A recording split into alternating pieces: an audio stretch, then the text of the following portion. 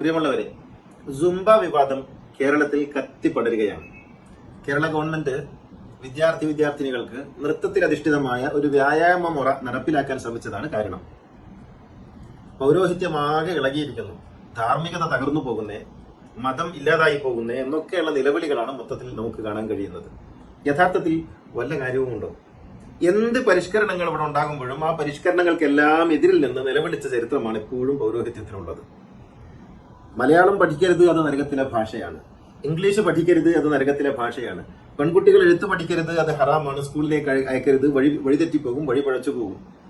Uniform പാടില്ല, ഇങ്ങനെയൊക്കെ പറഞ്ഞിരുന്നില്ലേ? Pant ധരിക്കാൻ പാടില്ല, തലമുടി വളർത്തുന്ന പുരുഷന്മാർ നരകത്തിലാണ് പോകുന്നത്, മൊട്ടയടിക്കണം, ഇങ്ങനെയൊക്കെ പറഞ്ഞിരുന്നില്ലേ ഒരു കാലത്ത്? അതെല്ലാം മാറ്റി മാറ്റി അവര് തന്നെ തിരുത്തിയില്ലേ? പെൺകുട്ടികൾക്ക് സ്വന്തമായി കലാലയങ്ങൾ ഉണ്ടാക്കിയില്ലേ? കോളേജുകൾ ഉണ്ടാക്കിയില്ലേ? എല്ലാ വിദ്യാഭ്യാസ സ്ഥാപനങ്ങളും തുടങ്ങിയില്ലേ? ഇങ്ങനെയൊക്കെ തന്നെയാണ്. പരിഷ്കരണം ഉണ്ടാകുമ്പോൾ മാറും. ഇപ്പോൾ സമയം മാറ്റുന്നതിനെ കുറിച്ച് ആലോചിക്കുമ്പോൾ നിലവിളികൾ ഉണ്ടായില്ലേ? നിലവിളികൾ ഉണ്ടാകും. അത് പൗരോഹിത്യത്തിന് പുതിയതിനെ ഉൾക്കൊള്ളാനുള്ള കാലതാമസം, അതാണ് അവരെ വിരളി പിടിപ്പിക്കുന്നത്. ഇത് ഉൾക്കൊള്ളാൻ അവർക്ക് കഴിയില്ല. മെല്ലെ മെല്ലെ മാറും, സ്വാഭാവികമായും മാറും. സുംബ ഡാൻസ് മദ്രസകളിലും തുടങ്ങും, ഒരു സംശയമില്ല. നമുക്ക് അത് ആലോചിക്കാവുന്നതേ ഉള്ളൂ. വെറുതെയാണ് ഈ നിലവിളി. ഇത് കുട്ടികളുടെ മനഃശാസ്ത്രപരമായ, അവരുടെ ശരീരശാസ്ത്രപരമായ എല്ലാ കാര്യങ്ങളും പരിഗണിച്ച് പഠിച്ച് അപഗ്രഥിച്ച് വിശകലനം ചെയ്ത് ഗവൺമെന്റ് ഉണ്ടാക്കിയതാണ്. അല്ലാതെ ഏതോ ഒരു മന്ത്രിയുടെ തലയിൽ ഒരു ദിവസം പൊട്ടിമുളച്ച ഒരു ആശയമൊന്നും ആയിരിക്കില്ലല്ലോ ഇത്. ഇതുകൊണ്ടുണ്ടായിത്തീരുന്നത് കുട്ടികൾക്ക് വിദ്യാഭ്യാസ സ്ഥാപനങ്ങളുമായി ഒരു ആത്മബന്ധമുണ്ടാകും. കേവലം പഠിക്കാനുള്ള ഒരു ഇടം എന്നുള്ളതിനപ്പുറത്ത് തങ്ങളുടെ സ്ഥാപനം എന്ന ഒരു ബന്ധം സ്ഥാപനവുമായിട്ടുണ്ടാകും. എന്ന് മാത്രമല്ല, പഠനത്തിൽ പിറകിലാകുന്ന കുട്ടികൾക്ക് പഠനത്തിൽ മികവ് പുലർത്താൻ ഇതുമൂലം സാധിക്കും.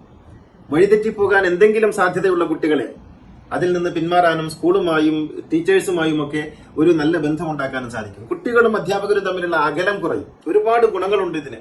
ഇതിൽ ധാർമ്മികതയുടെ പരിധി ലംഘിക്കുന്ന ഒരു എലമെന്റും ഇല്ല എന്നുള്ളതാണ് യാഥാർത്ഥ്യം.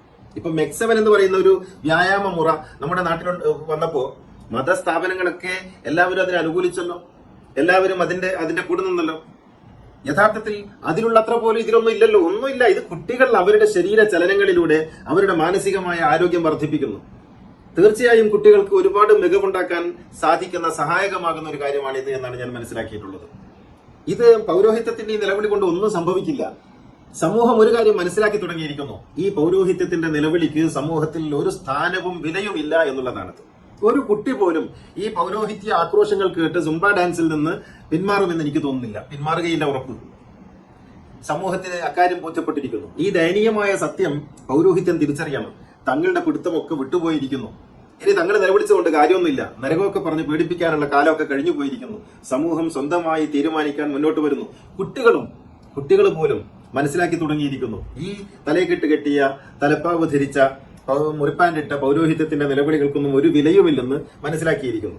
അതുകൊണ്ട് പൗരോഹിത്യം കാലത്തെ മനസ്സിലാക്കി, കാലത്തിന്റെ ചുവരെഴുത്തുകൾ വായിച്ച്, മതത്തെ മാനവികമായി വ്യാഖ്യാനിച്ച് മുന്നോട്ട് പോകുന്നതാണ് അവർക്കും നല്ലത്, സമൂഹത്തിനും നല്ലത്. അല്ലെങ്കിൽ നിങ്ങളുടെ സ്ഥാനവും വിലയും ഒക്കെ എത്രമാത്രം ഉണ്ടെന്ന് സമൂഹം മനസ്സിലാക്കുന്നു എന്നുള്ളതാണ്. തീർച്ചയായും ഈ വക പരിഷ്കരണ പ്രവർത്തനങ്ങൾ സമൂഹത്തിൽ വലിയ മാറ്റങ്ങൾക്ക് കാരണമായി തീരും. അഭിനന്ദനങ്ങൾ ഗവൺമെന്റിനെ, ഇതിന്റെ പിന്നിൽ പ്രവർത്തിച്ച എല്ലാവർക്കും.